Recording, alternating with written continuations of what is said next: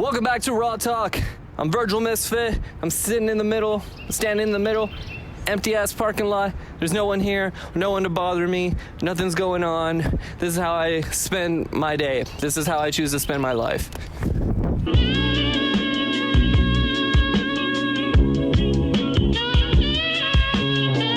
Hello and welcome back to Raw Talk. I'm your host, Virgil Misfit. Now, recently we covered the Women's March that just went down in downtown San Antonio. Link in the description to that. But while we were there, we had the opportunity to talk to two socialist groups in the San Antonio area.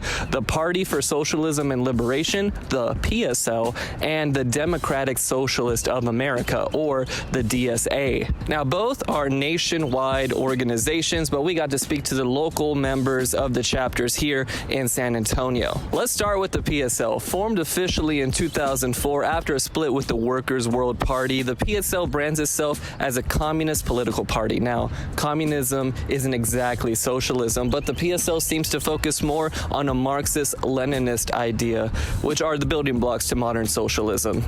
Hot take. Now, the PSL on a national level has experienced scandal. I won't ignore that. There has been accusations of the organization leaders covering up sexual abuse allegations from higher-ranking public members of the group.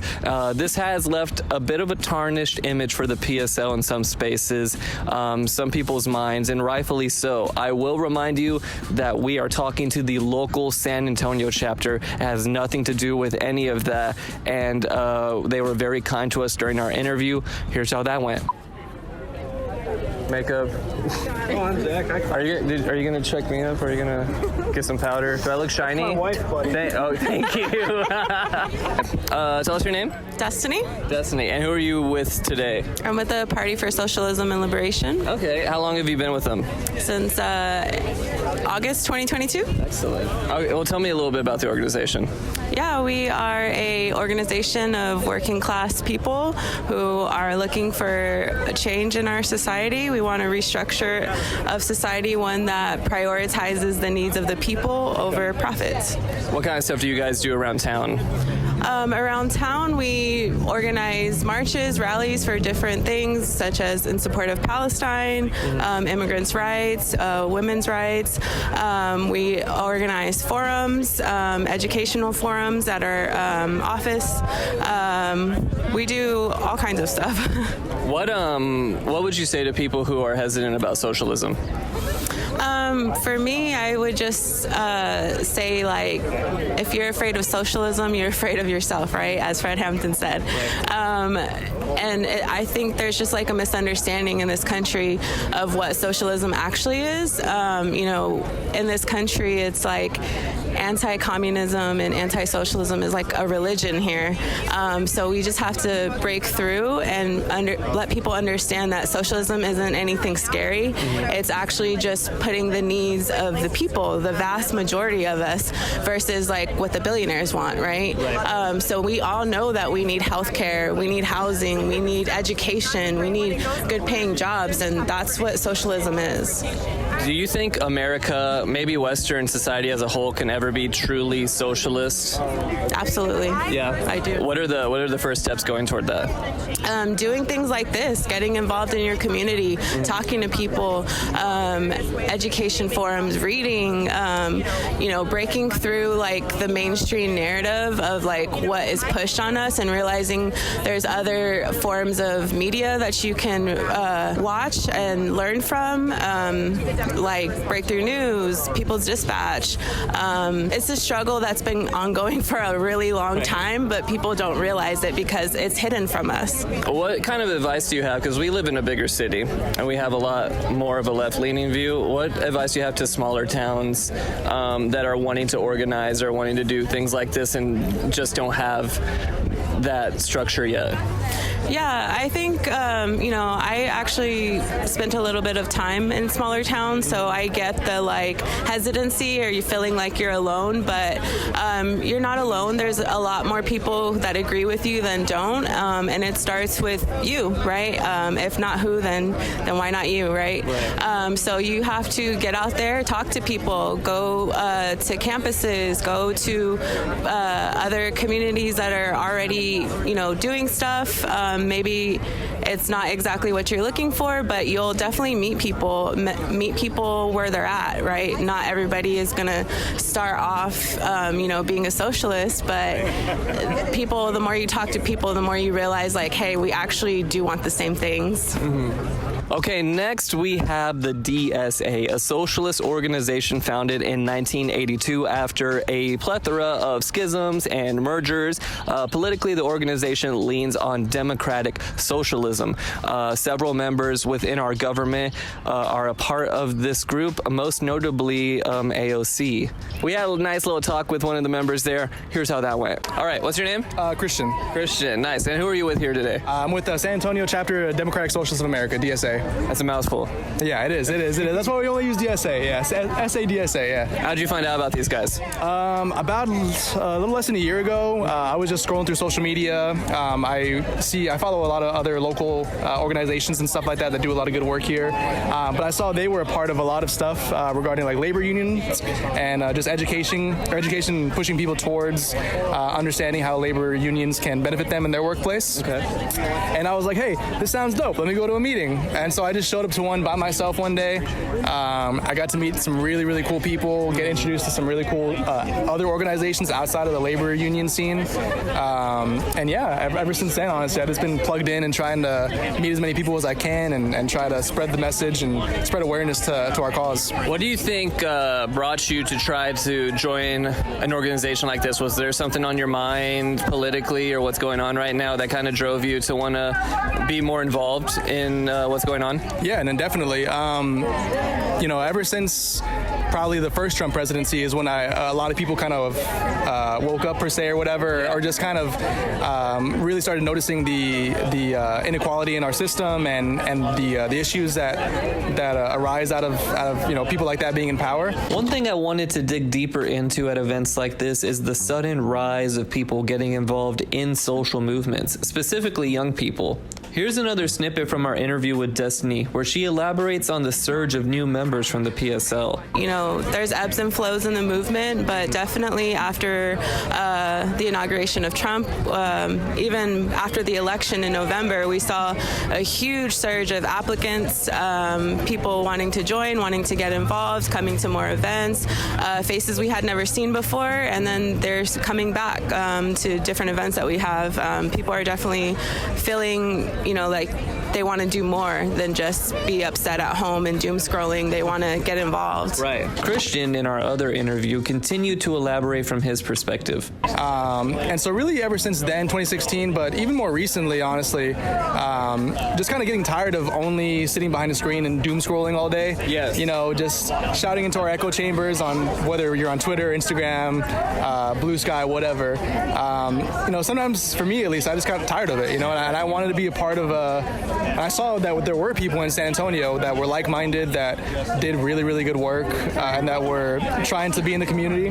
And so, yeah, once I saw that there were people here in my city that were fighting the good fight, I was like, why am I not a part of it? I wanted to be a part of it. Growth in these organizations might be surging now, but this flux isn't new for the DSA. This group had a huge spike during the Bernie Sanders campaign back in 2015. Now, Bernie was not an official member of the organization, but is a proud democratic socialist nonetheless. The DSA even reported that by 2017, their median age of members dropped from 68 to 33 years of age. Young blood. What's your opinion on social media right now?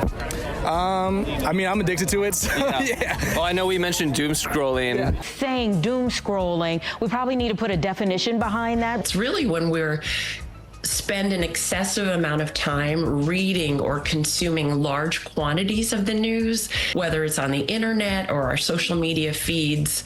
Consuming this information can make it really difficult for people to process their thoughts and feelings. I kind of keep hearing that around when I'm talking to people, that they were doom scrolling and then they kind of found a public place that they could find like-minded people. Do you think there's a lot of power to that? I think so, yeah. I think I try to see the good side of social media. I know that there is a lot of negatives, especially in today's age, when it comes to isolation and the loneliness epidemic that we're all facing. U.S. Surgeon General Dr. Vivek Murthy has issued a new advisory on loneliness as a health issue. This is a problem that has been building for decades in our country, and as the world has moved faster and faster, as things have changed so much, as we now move around a lot, we change jobs a lot, how we communicate with one another has changed and often shifted from in-person to online. But I still think there is a really, really good side of social media, and a lot of that is this, it's community. And it's using that tool to gather people in places like this, I feel like a lot of people wouldn't have known about this event if it wasn't for social media. True. Yeah. So it's a double-edged sword, but I think if we try to use the enemy's tool to our disposal, then I think we can do some really powerful work.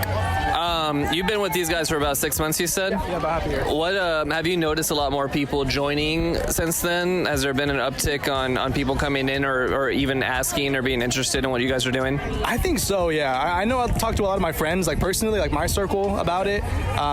They love hearing about it, love hearing about what I think, my thoughts on labor unions and stuff like that, or on what's going on in the world. I think a lot of more people are just, a lot of people are paying attention now. Right. Because of, ever since the inauguration, ever since the Trump presidency. I'm not saying those problems started then. These problems have been, a part of our system for a long time through Democratic and Republican leadership.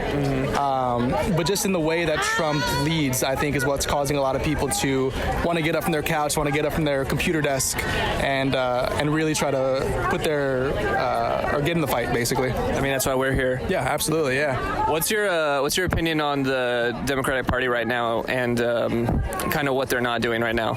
The man barked out one appalling claim after another, but don't you worry. The Democrats came ready to fight back with their little paddles, okay? That is how you save democracy. In fact, I made my own sign.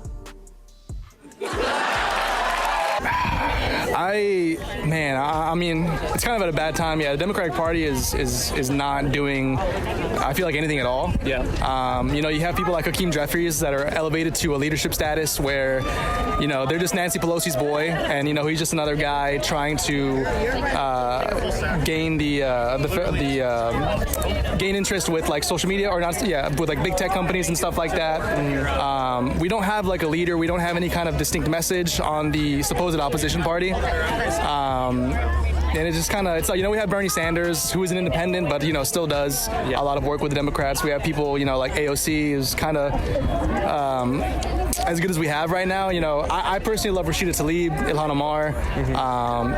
They're awesome. But then you have what happened recently with the Al Green censure. Yeah. How 10 Democrats voted to censure their colleague who spoke out against Trump's,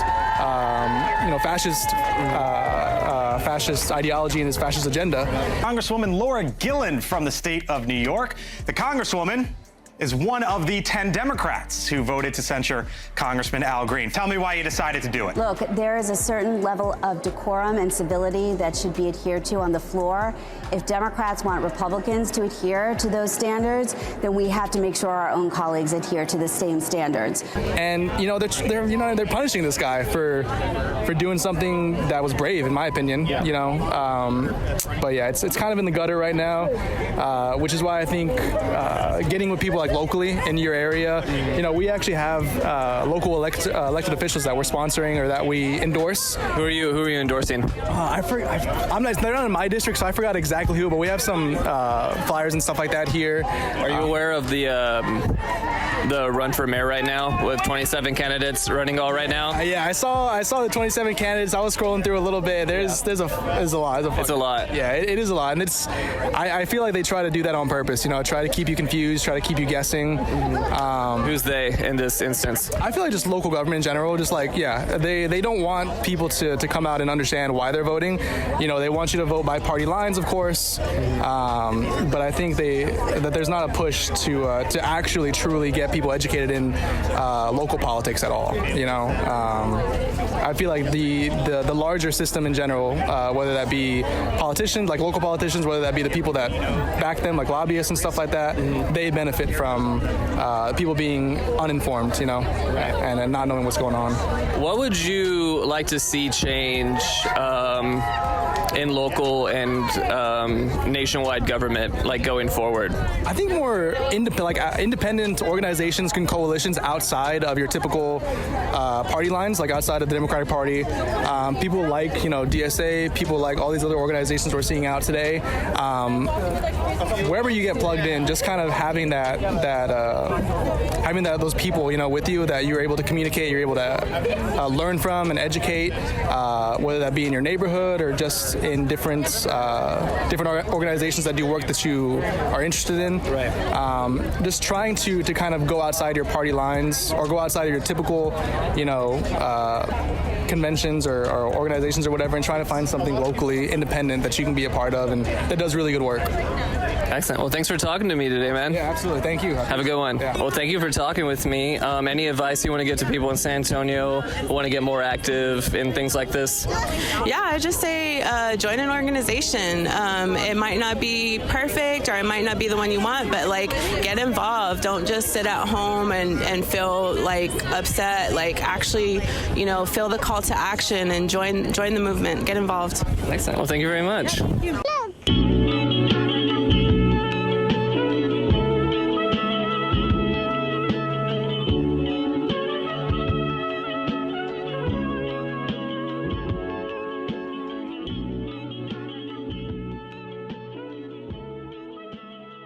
Thank you very much for making it to the end of this video. We have a few projects that we're working on, researching, organizing right now that we're very excited to get out to you guys. So if you like what we're doing here and you want to see more videos come out in the future, why not buy me a coffee?